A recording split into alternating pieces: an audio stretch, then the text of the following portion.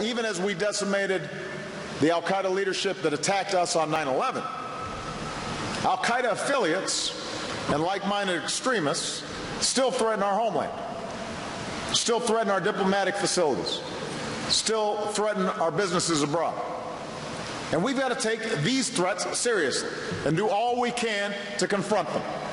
That was President Obama at Camp Pendleton yesterday addressing the current terror threat that closed 19 diplomatic posts abroad. And while another suspected U.S. drone strike in Yemen has taken out alleged al-Qaeda members, there seems to be a growing backlash to the government's response to that threat.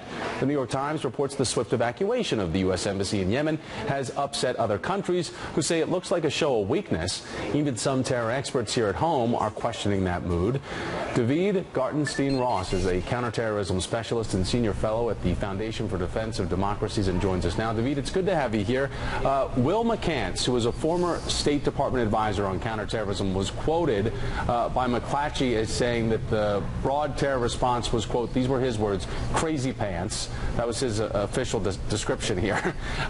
Do you believe that there has been an overreaction here, especially with knowing that the embassy in Yemen was evacuated?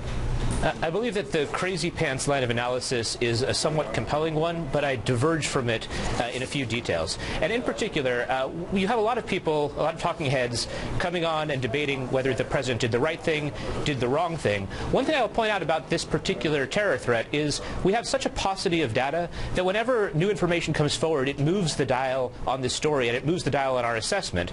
So, in the same McClatchy story that McCants offered the crazy pants line of analysis, I pointed out that, I wouldn't say that they're doing the right thing, but also we know so little about their reasoning that I wouldn't come down too hard. And in fact, since that story was published, there's been a little bit more information coming out in a report in the Daily Beast, which actually gets at some of the specifics as to why they decided to close the embassies that they did. Well, you have this article up on Politico titled "Put a Sock in It," saying in part, quote, based on newspaper accounts alone, neither will have any doubt about which messages have been intercepted, and thus they will have no doubt about which channels of communication have been compromised, and they will adapt. So is there too much information that's being released, or is this a smart, muscular flex in response that, okay, we're on to you, we recognize what you're trying to do, we are going to respond to keep our own people safe, but you're not going to get away with it in the long run?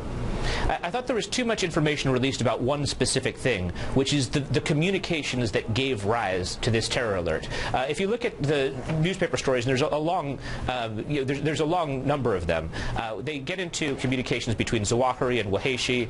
The Wall Street Journal at the outset reported the ascension of Waheshi to general manager of Al-Qaeda. The amalgamation of these pieces would make very clear to anyone within the organization which specific lines of communication were compromised. And I mentioned the Daily Beast report before. What that story talks about is the fact that there's what they call a conference call. I mean, really, it's basically encrypted electronic communications between high-level Al-Qaeda leaders in which they were discussing this plot. Now, the Daily Beast doesn't tell you anything that the terrorists wouldn't already know, but my point is that this is encrypted communication. It's hard to penetrate their communications, and if you make clear that we have and which communications we penetrated, then they're simply going to adapt.